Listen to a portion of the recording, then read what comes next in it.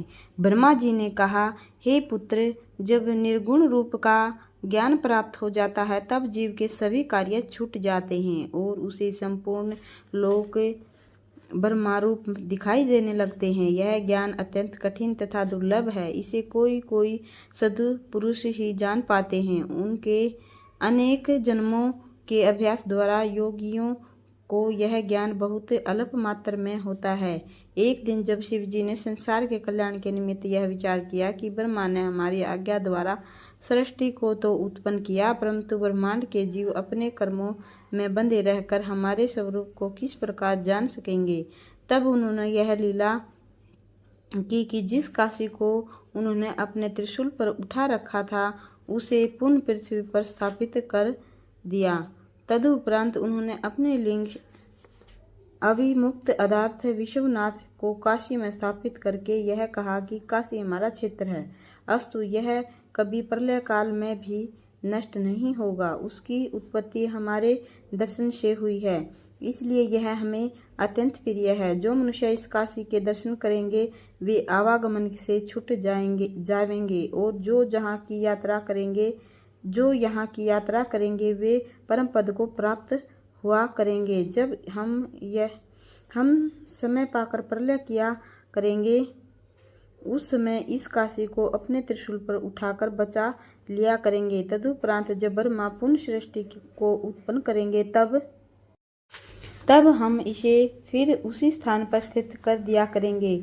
अब तुम इस काशी में निवास करके यहाँ की रक्षा करो। हे नारद, भगवान सदाशिव ने विश्वनाथ लिंग से यह कहकर उन्हें काशी सहित मृत्युलोक में लाकर स्थापित कर दिया। तभी से यह काशी पापों को नष्ट करने वाली प्रसिद्ध है। विश्वनाथ ज्योतिर्लिंग समस्त प्राणियों को भवसागर से पार उतारा करता है। उस स्थान पर मुक्तिदासी के समान निवास किया करती हैं। जो मनुष्य किसी भी प्रकार का मोक्ष प्राप्त करने योग्य नहीं है उन्हें भी काशी मुक्ति प्रदान करती है। भगवान सदाशिव की आज्ञा अनुसार काशी संपूर्ण दुखों को नष्ट करने में कुल्हाड़ी के समान है। उस काशी को पाकर विश्वनाथ जी भी अत्यंत प्रसन्न हुए। तब संपूर्ण संसार शयनाथ हो गया। हे नारद, जब विश्वनाथ जी काशी सहित लिंग रूप में प्रकट हुए तब मैं तथा विष्णु जी अपने गुणों सहित शिव का नाम का उच्चारण करते हुए स्थान पर जा पहुँचे। जब देवता दिक्पाल, सनकादिक तथा ऋषि सिद्धियों सहित इंद्र भी वहां जा पहुँचे तब हम सब लोगों ने बड़ा उत्सव करके मुख सुख प्राप्त किया और उस विश्वनाथ लिंग की पूजा की। तदुपरांत जब सब लोगों ने मिलकर स्तुति की उस समय शिव जी ने अत्यंत प्रसन्न होकर हमें अपना दर्शन दिया। शिव जी का यह स्वरूप अत्यंत सुंदर तथा चतुर्भुजी था। उनके संपूर्ण गौर शरीर पर श्वेत भस्म लगी हुई थी और प्रत्येक अंग स्टोल थे। हे नारद, भगवान सदाशिव के उस स्वरूप को देखकर हम सब लोग कृतार्थ हो गए।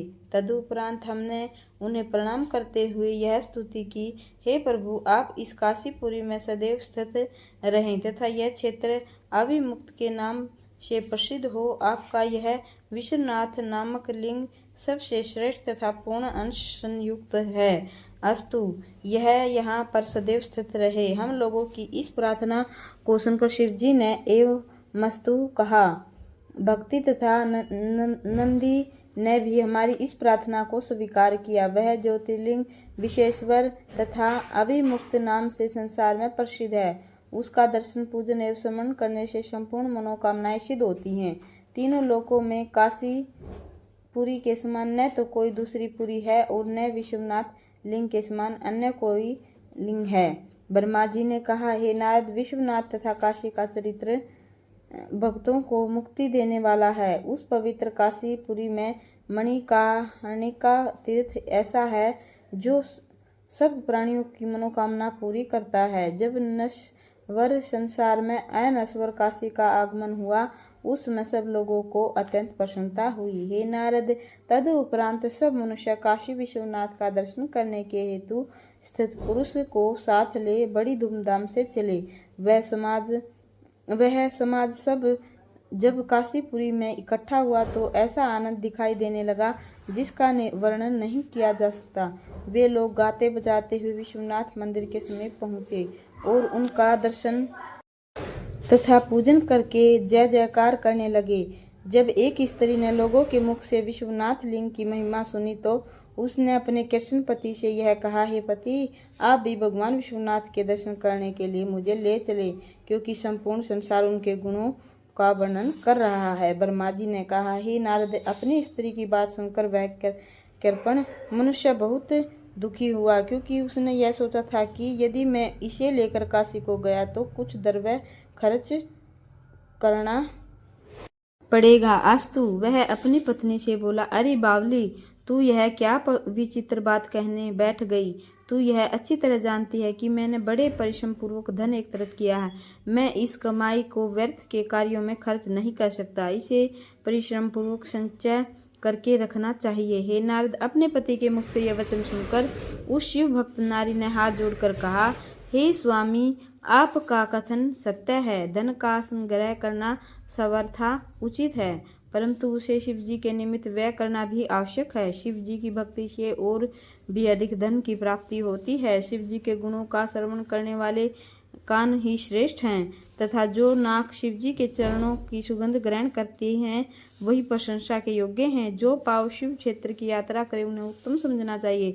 मनुष्य को उचित है कि उसे जो वस्तु प्रिय हो उसे शिव जी के हित में अर्पित कर दे। भगवान विश्वनाथ का पूजन बड़े बड़े पापों को नष्ट कर देता है। अस्तु, मैं यह कहती हूँ कि इस समय सब लोग शिव जी का दर्शन करने जा रहे हैं, सो आप भी चलने की तैयारी करें। विद्वानों का कहना है कि संसार में धर्म से बढ़कर अन्य कोई कर्म नहीं है, तथा धन धर्म के अधीन रहता है। हे नारद, पत्नी के मुख से यह बात सुनकर कृपण ने उत्तर दिया, हे प्रिय, भाग्य में जो लिखा होता है वही मिलता है।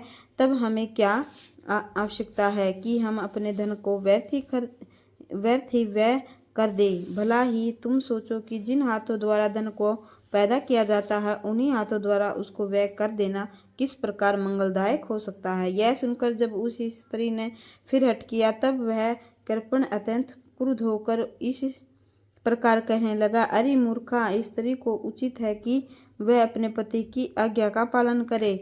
इस प्रकार पति के ऊपर अपनी आज्ञा चलाना शोभनीय नहीं है। यदि तूने मेरी बात नहीं मानी तो मैं अपने प्राण त्याग दूंगा। अच्छा, अब मैं इस घर को छोड़कर चला जाता हूँ, फिर तू यहाँ रहकर जो मन में आवे वह कहती रहना। इस प्रकार कहकर वह कृपण अपने घर से चला गया और उसकी स्त्री शिवजी के प्रेम में मगन हो गई। घर में बैठी विलाप करती रही। ब्रह्मा जी ने कहा, हे पुत्र, वह कृपण वन में जाकर बहुत विलाप करने लगा। उसी समय एक शिव भक्त उसके पास जा पहुंचा। जब उसने कृपण से रोने का कारण पूछा और कृपण से उसे सब हाल कह सुनाया, तब उसने समझाते हुए इस प्रकार कहा, हे कृपण, तुम्हारी स्त्री ने तुम्हें श्रेष्ठ धर्म की शिक्षा दी है, परंतु शिवजी की माया में मोहित होने के कारण तुमने उस पर ध्यान नहीं दिया। तुमने जिस धन को अत्यंत परिश्रम पूर्वक एकत्रित किया है वह तुम्हारे साथ कभी भी नहीं जाएगा। अस्तु, तुम्हें भी उचित है कि तुम इस मनुष्य के शरीर को पाकर भगवान विश्वनाथ का दर्शन अवश्य करो। जो प्राणी मनुष्य शरीर पाकर माया मोह में भूला रहता है उसे पश्चाताप के अतिरिक्त और कुछ नहीं मिलता। इस प्रकार शिव भक्त ने उसे सदुपदेश किया। तब वह कृपण भी अपनी भूल को स्वीकार कर शिव जी के प्रेम में मगन हो गया और इस प्रकार कहने लगा, हे बंधु, मैं अब तक वास्तव में अज्ञान अवस्था में था। आपके वचन सुनकर मुझे श्रेष्ठ बुद्धि की प्राप्ति हुई है। बोलिए राधे राधे।